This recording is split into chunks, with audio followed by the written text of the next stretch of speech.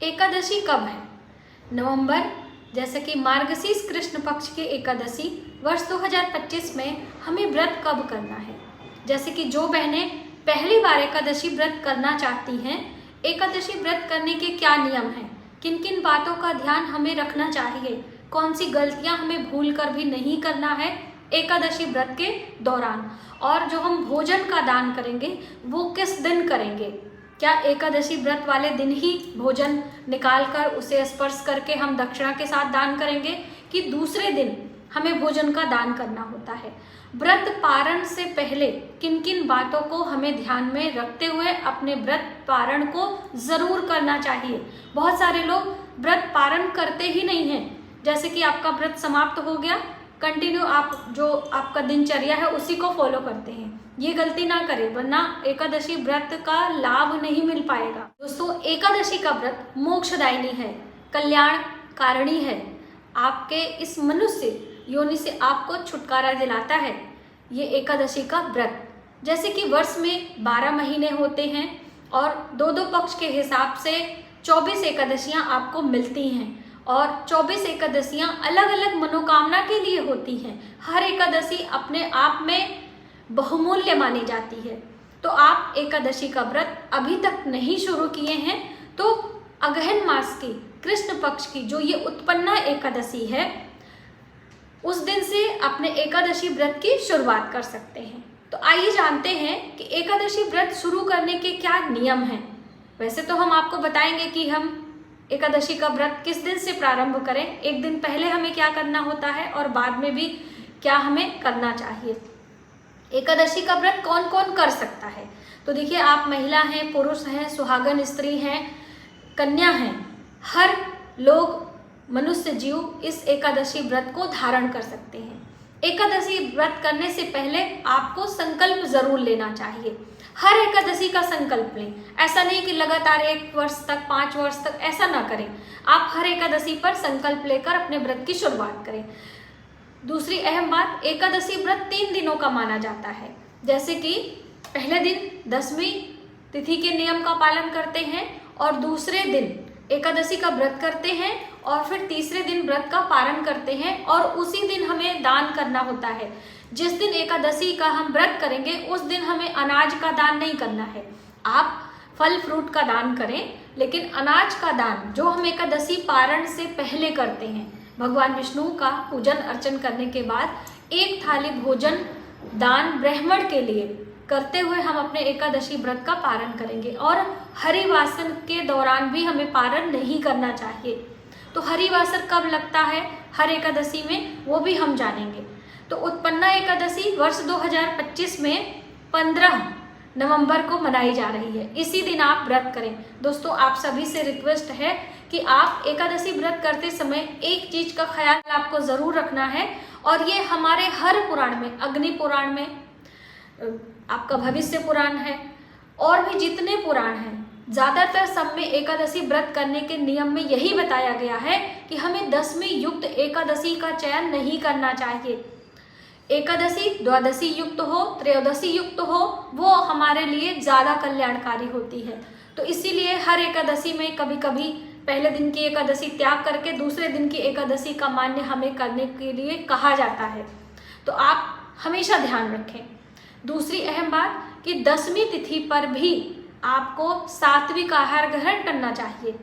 10वीं तिथि पर भी आपको चावल का त्याग करना चाहिए। 10वीं तिथि पर भी आपको प्याज, लहसुन, मांस, मदिरा का त्याग करना चाहिए। 10वीं तिथि से ही आप विष्णु नाम मंत्र का उच्चारण, अपने अंदर भक्ति भाव जागृत करना चाहिए। और जिस दिन एकादशी तिथि होती है उस दिन आपको पूरे दिन सात्विक और फलाहार, अब देखिए व्रत में क्या खाएं, ज्यादातर बहनों के प्रश्न होते हैं। तो व्रत, किसी भी व्रत को जब आप करते हैं तो उसमें अधिक से अधिक हम त्याग करते हैं। त्याग में भोजन हमारे शरीर का भरण पोषण करता है, तो इसीलिए अन्न का त्याग बताया जाता है किसी भी व्रत में। और हम अधिक लाभ लेते हैं तो जल का भी त्याग करते हैं। तो अब ये आपके स्वास्थ्य पर, आपके श्रद्धा सामर्थ्य पर निर्भर करता है कि आपका शरीर कैसे स्वस्थ है। अब आपने अन्न और जल दोनों का त्याग कर दिया, आपका शरीर चल ही नहीं रहा है, आप भक्ति भाव कर ही नहीं पा रहे हैं, पूजा अर्चना अपने जो दैनिक आपके दिनचर्या है, आपके परिवार की जिम्मेदारियां हैं वो नहीं कर पा रहे हैं, ऐसे व्रत करने से कोई लाभ नहीं है। ऐसे में आप फल फलाहार लेते हुए अपने व्रत को करें। यदि और भी आपका सामर्थ्य कम है तब आप फलाहार यानी कि जलीय आहार लेकर भी कर सकते हैं और फलाहार सेंधा नमक आदि लेते हुए भी एकादशी का व्रत किया जा सकता है। लेकिन एकादशी का व्रत जरूर करें, ये आपके लिए कल्याणकारी है। तो आपने जाना कि एकादशी व्रत हमें क्या क्या चीजें लेते हुए करना चाहिए। अब एकादशी वाले दिन जब हम एकादशी का व्रत धारण करते हैं तो आप उस दिन जल, फल, नमक, फलाहार आदि जो भी ले रहे हैं उसके साथ में ज़्यादा से ज़्यादा विष्णु नाम का जप करें, विष्णु सहस्त्र नाम का पाठ करें, देव वृक्षों की सेवा करें। तो देव वृक्षों में जो जो चीज़ें भगवान विष्णु को प्रिय होती हैं, जैसे कि तुलसी, जैसे कि पीपल, जैसे कि माता लक्ष्मी को आंवले का वृक्ष प्रिय है, तो इन सभी वृक्षों की जड़ों में हमें जल से सींचना चाहिए, एक दीप दान करना चाहिए और परिक्रमा करनी चाहिए। लेकिन कहते हैं कि एकादशी का व्रत माता तुलसी भी करती हैं, तो इसीलिए एकादशी पर हम तुलसी में जल नहीं देते हैं क्योंकि वो निर्जला माता व्रत रहती हैं, ऐसी मान्यता है। लेकिन आपकी तुलसी सूख रही हैं, कोई परेशानी है, तब आप उनके स्वास्थ्य का ध्यान रखते हुए आप जल दे सकते हैं। ऐसा नहीं है कि आपको लकीर का फकीर होना है और आपकी तुलसी मरी जा रही हैं, धूप है, कोई परेशानी है तो आप उन्हें स्पर्श नहीं करेंगे, उन्हें कोई जीव जंतु से नहीं बचाएंगे, ऐसा आप ना करें। अब आगे बात करते हैं कि एकादशी जो हम व्रत करते हैं, चाहे उत्पन्ना एकादशी हो चाहे मोक्षदा एकादशी हो, दोनों पक्षों की एकादशी हमें व्रत करना चाहिए। अब पारण के क्या नियम हैं? पारण का ये नियम है कि हम एकादशी समाप्त होती है, द्वादशी शुरू होती है, तो अब वो जो एकादशी समाप्त और द्वादशी के शुरुआती दौर हैं, शुरू के कम से कम 4 घंटे जो होता है वो होता है हरिवासर का समय। कभी कभी थोड़ा सा तिथियों के अनुसार समय अवधि बढ़ जाती है, तो उसी को कहते हैं हरिवासर। तो द्वादशी में पारण हमें लास्ट में करना चाहिए, यानी कि जब एकादशी समाप्त हो रही द्वादशी शुरू, उसी में पारण नहीं करते, उसे हरिवासर का समय कहते हैं। उस समय भगवान विष्णु की पूजा अर्चना, मंत्रों का जप आदि करने की बात कही गई है। और एकादशी पर गौ सेवा भी कर सकते हैं।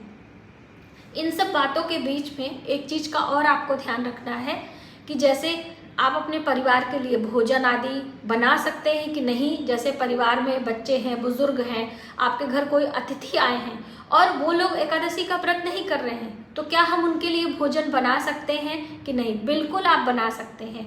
गौ माता को हम नियम से जो अपनी रसोई में रोटी निकालते हैं, तो क्या एकादशी के दिन हमें रोटी का मतलब जो हम ग्रास निकालते नहीं निकालना चाहिए? एकादशी पे चिड़िया, पंछी, मछलियों के जो हम आटे की गोलियां खिलाते हैं वो हमें नहीं करना चाहिए? ऐसा नहीं है। एकादशी का व्रत आपने स्वयं धारण किया है, अन्य किसी ने नहीं। तो आप उस दिन किसी ब्राह्मण को दान के निमित्त नहीं दे सकते हैं। यदि कोई भूखा गरीब इस तरह से आपके घर आ जाता है तो उसे भोजन आप खिला सकते हैं। ऐसा नहीं कि हम किसी गाय को, किसी पंछी को कुछ भी देंगे ही नहीं, है ना? तो ये भी हमें बात समझते हुए चलना है। अब दूसरी अहम बात कि दान हमें कब देना है। जैसे मैंने आपको बताया कि एकादशी वाले दिन ही अनाज का दान हमें नहीं निकालना है। उस दिन हमें मंत्रों का जप, पाठ, उस एकादशी व्रत से संबंधित कथा और रात्रि जागरण की बात कही गई है। तो रात्रि जागरण में एक अखंड दीप हम लगा देते हैं और वो हमारा दिया पूरी रात्रि चलता है और सुबह सवेरे स्नान ध्यान करके हम अपने घर में पूजा उपासना करने के बाद एक थाली भोजन। अब देखिए, हर एकादशी पर ब्राह्मण का भोजन तो नहीं हो सकता है, इतने सुबह आपके पास ब्राह्मण कहाँ से मिलेंगे?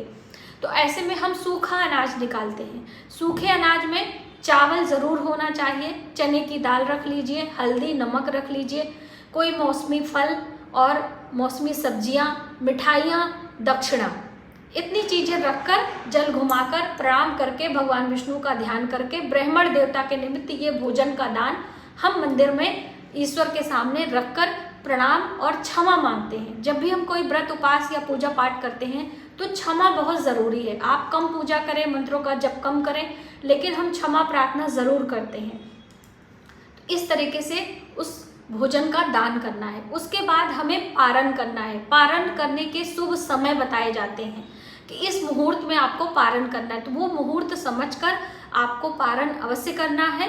पारण में क्या लेना चाहिए, ये भी बहुत सारी बहनें पूछती हैं। तो देखिए, जो लोग निर्जला व्रत करते हैं यानी अन्न और जल दोनों का त्याग करते हैं, तो वो तो जैसे कार्तिक का महीना है या फिर हम बात करें अगहन का महीना है, तो आंवले का सेवन करते हैं। आंवला औषधीय होता है, तो वो आंवले थोड़े से खाकर भोग में भगवान विष्णु को भी लगाते हैं और स्वयं वही प्रसाद खाते हैं। बहुत सारे लोग तुलसी पत्र और तुलसी का जल पीकर पारण करते हैं। अब लेकिन जो लोग फल फ्रूट खा रहे हैं, जलीय आहार ले रहे हैं, जूस पी रहे हैं, वो लोग क्या खाकर पारण करेंगे, तो वो लोग अनाज खाकर अपने व्रत का पारण करेंगे। अनाज में आप चने की दाल की कोई रेसिपी ले सकते हैं, चावल की कोई रेसिपी ले सकते हैं, सूखा पोहा वगैरह जो होता है वो भी आप ले सकते हैं। थोड़ा सा शुभ मुहूर्त में मुंह में डालकर भगवान का ध्यान कर लीजिए, फिर आप अपने रसोई का बना भोजन कभी भी खाएंगे, वो चलेगा। अब भोजन का दान हमें कब करना है, तो क्या सुबह सुबह ही पहले देकर आएँ फिर भोजन करें, तो ऐसी व्यवस्था सब जगह नहीं होती है। नियम हमें वही अपनाना चाहिए जो हम अपने घर गृहस्थी में रहते हुए अपने परिवार को बिना क्लेश करे हुए काम कर सके, वही नियम अपनाना चाहिए। ऐसा नहीं कि पहले हम दान करके आएंगे फिर भोजन करेंगे फिर हम अपनी रसोई में काम करेंगे, ऐसा नहीं। आप ऑफिस जा रहे हैं, कहीं निकल रहे हैं, तो वो अनाज ले जाकर किसी मंदिर में रखकर आ जाइए, आपका दान हो जाता है। हाँ, दान करने का समय सूर्य उदय से लेकर सूर्यास्त का समय तक का होता है। रात्रि में हम दान नहीं करते हैं, कोई विशेष मुहूर्त आदि होता है तभी हमें रात्रि में दान करने की बात कही जाती है। जैसे हम बात करें लक्ष्मी प्राप्ति के लिए, अपनी मनोकामना पूर्ति के लिए जो झाड़ू का दान बताया गया था, वो ब्रह्म मुहूर्त में बताया जाता है ना। आपके घर कलेश है, आपके घर धन नहीं टिक रहा है, बहुत सारे लोग परेशान रहते हैं, बहुत ज़्यादा अपने पास धन भी नहीं है कि हम बहुत ज़्यादा दान पुण्य यज्ञ अनुष्ठान ब्राह्मण भोज करा पाएँ। अब कैसे अपनी दरिद्रता को दूर करें, तो लक्ष्मी स्वरूपा झाड़ू का दान करना चाहिए। तो झाड़ू का दान कहाँ करना चाहिए, झाड़ू दान करने का शुभ समय और स्थान बताया गया है। ये एक प्रकार का विशेष उपाय है। तो आप गुरुवार के दिन झाड़ू का दान करें, सुबह ब्रह्म मुहूर्त में बिना नहाए एक झाड़ू किसी मंदिर के सीढ़ियों पर हम रखकर आएंगे। नई झाड़ू होना चाहिए, पुरानी झाड़ू का या पुरानी चीज़ों का दान नहीं होता है। तो इसलिए आप पहले से खरीद कर अपने घर में रखें और सुबह सवेरे ब्रह्म मुहूर्त में गुरुवार को या फिर शुक्रवार को किसी अपने घर के आसपास के मंदिर में सीढ़ियों पर रखकर आएंगे। सीढ़ियों पर रखकर क्यों आना है, क्योंकि आपने स्नान नहीं किया है और बिना स्नान किए हम मंदिर के अंदर नहीं जा सकते हैं। देवी देवताओं के पूजन अर्चन या फिर हम उनके दर्शन दूर से कर सकते हैं, लेकिन स्पर्श नहीं कर सकते हैं। तो इसलिए सीढ़ियों पर वो झाड़ू रखकर आनी होती है और बहुत ज़्यादा झाड़ू का दान भी नहीं है, महीने में 1 या 2 झाड़ू ही दान करना है। बस आपकी दरिद्रता धीरे धीरे दूर होती है, ऐसा देवी भागवत पुराण में उपाय के तौर पे बताया गया है। तो मुझे उम्मीद है कि एकादशी व्रत करने के नियम और ये विशेष उपाय आपको समझ में आएगा, और यदि आप पहली बार एकादशी का व्रत करने जा रहे हैं तो इन बातों का ध्यान अवश्य रखेंगे। आज की वीडियो में बस इतना ही। यदि हमारी जानकारी आपको थोड़ी सी भी हेल्पफुल लगे तो प्लीज़ वीडियो को ज़्यादा से ज़्यादा लोगों में शेयर करें, आने वाले वीडियो के लिए सब्सक्राइब करें। मिलते हैं एक नई जानकारी के साथ नए वीडियो में, तब तक आप अपने परिवार का ख्याल रखें। जय माता।